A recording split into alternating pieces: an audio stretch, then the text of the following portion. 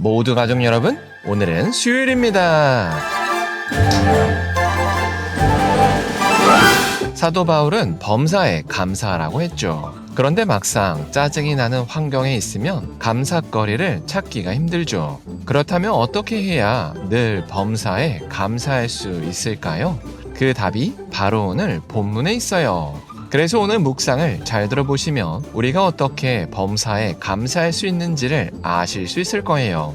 그러면 오늘도 묵상에 잘 참여해 주시고요. 꼭 댓글로 무엇을 느꼈는지를 나눠주세요. 그리고 이 묵상을 나눴으면 하는 사람에게 공유해 주시고요. 오늘도 좋아요와 구독 잊지 말아주세요. 아셨죠? 그러면 오늘 본문인 욥기 37장 듣고 올게요. 37장. 이로 말미암아 내 마음이 떨며 그 자리에서 흔들렸도다. 하나님의 음성 곧 그의 입에서 나오는 소리를 똑똑히 들으라. 그 소리를 천하에 펼치시며 번갯불을 땅끝까지 이르게 하시고 그 후에 음성을 발하시며 그의 위엄찬 소리로 천둥을 치시며 그 음성이 들릴 때에 번개를 멈추게 아니하시느니라. 하나님은 놀라운 음성을 내시며 우리가 헤아릴 수 없는 큰 일을 행하시느니라. 눈을 명하여 땅에 내리라 하시며 적은 비와 큰 비도 내리게 명하시느니라.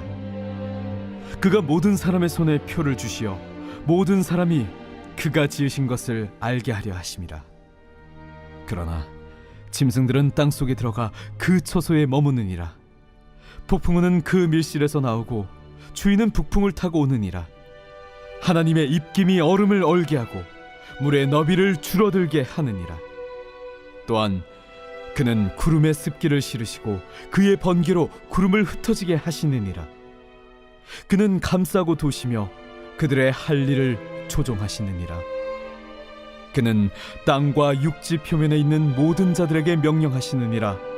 혹은 징계를 위하여, 혹은 땅을 위하여, 혹은 긍휼을 위하여 그가 이런 일을 생기게 하시느니라. 욥이여, 이것을 듣고 가만히 서서 하나님의 오묘한 일을 깨달으라. 하나님이 이런 것들에게 명령하셔서 그 구름의 번개로 번쩍거리게 하시는 것을 그대가 아느냐? 그대는 겹겹이 쌓인 구름과 완전한 지식의 경이로움을 아느냐? 땅이 고요할 때 남풍으로 말미암아 그대의 의복이 따뜻한 까닭을 그대가 아느냐? 그대는 그를 도와 구름장들을 두들겨 넓게 만들어 녹여 부어 만든 거울같이 단단하게 할 수 있겠느냐? 우리가 그에게 할 말을 그대는 우리에게 가르치라. 우리는 아둔하여 아뢰지 못하겠노라. 내가 말하고 싶은 것을 어찌 그에게 고할 수 있으랴? 삼켜지기를 바랄 자가 어디 있으랴? 그런즉 바람이 불어 하늘이 말끔하게 되었을 때 그 밝은 빛을 아무도 볼 수 없느니라. 북쪽에서는 황금 같은 빛이 나오고 하나님께는 두려운 위엄이 있느니라. 전능자를 우리가 찾을 수 없나니 그는 권능이 지극히 크사 정의나 무한한 공의를 굽히지 아니하심이니라. 그러므로 사람들은 그를 경외하고 그는 스스로 지혜롭다 하는 모든 자를 무시하시느니라. 욥에게 회개를 촉구한 엘리후는 이제 마지막으로 말을 이어갔습니다.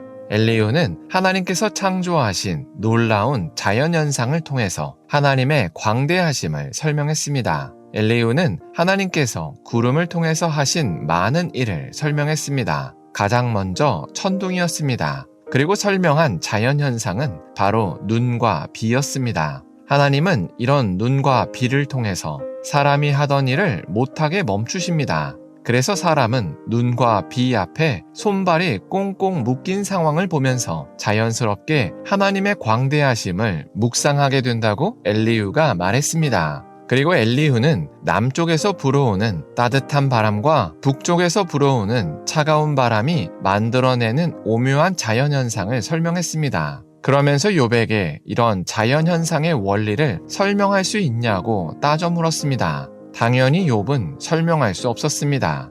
왜냐하면 사람은 자연의 발견자이지 창조자가 아니기 때문입니다. 그래서 엘리후는 욥에게 하나님을 경외하라고 권면했습니다. 그리고 하나님은 스스로 지혜롭다고 여기는 모든 사람을 무시한다고 경고했습니다. 이처럼 엘리후는 자연현상을 통해서 하나님의 크심과 인간의 작음을 설명했습니다. 사실 엘리후가 이런 말을 욥에게 했다는 점을 제외하고는 엘리후의 말에는 틀린 게 하나도 없습니다. 왜냐하면 인간은 정말로 작기 때문입니다. 그런데 오늘날 많은 사람은 인류가 위대하다고 착각합니다. 왜냐하면 과학으로 자연을 정복했다고 착각하기 때문입니다. 그러나 이런 생각은 매우 어리석은 생각입니다. 왜냐하면 과학은 그저 주어진 자연현상을 설명할 뿐이기 때문입니다. 예를 들어서 비가 내리는 이유에 대해서 과학은 구름 속에 있는 물 분자가 서로 뭉쳐서 무거워진 상태가 되어 비로 떨어진다는 원리만 설명합니다. 여기에서 더 본질적인 질문인 왜 중력이라는 힘이 존재해서 비는 떨어져야만 했는가에 대해서는 과학이 답할 수가 없습니다. 왜냐하면 인간은 자연의 발견자이지 창조자가 아니기 때문입니다. 이처럼 인간은 스스로 위대하다고 여기지만 하나님께서 창조하신 자연 앞에서도 한없이 작아지는 존재입니다. 그런데 이렇게 작은 우리에게 너무나도 크신 하나님은 모든 것을 거저주셨습니다. 우리가 태어나서 사는 지구와 너무나도 당연하게 생각하는 생명처럼 우리가 도저히 재현하고자 해도 할 수 없는 엄청난 존재를 거저주셨습니다. 그리고 심지어 이렇게 엄청난 것을 주셨는데도 어떤 값도 요구하지 않으십니다. 그리고 하나님은 이런 우리가 자연의 한 요소로 살다가 소멸하기를 원치 않으십니다. 그래서 2000년 전에 예수님을 이 땅에 보내셔서 우리가 하나님을 찾게 하셨습니다. 그리고 우리가 하나님의 자녀가 될 수 있게 하셨습니다. 이런 모든 사실이 다 하나님께 받은 은혜입니다. 그러니 우리는 이미 받은 은혜만으로도 범사에 감사해야 합니다. 왜냐하면 이미 받은 은혜가 너무나도 크기 때문입니다. 그래서 우리가 오늘 하루를 살 때 자연을 보면서 하나님께 받은 은혜를 감사했으면 좋겠습니다. 그래서 우리가 너무나도 당연하게 생각했던 삶이 하나님께 거저받은 은혜라는 사실을 늘 기억했으면 좋겠습니다. 기도하겠습니다. 사랑의 하나님, 엘리후가 자연현상을 통해서 하나님의 위대하심을 논한 것을 나눴습니다.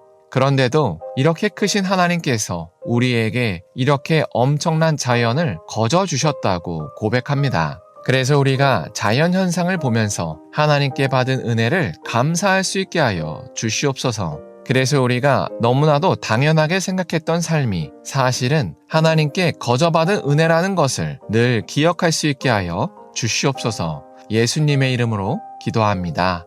아멘.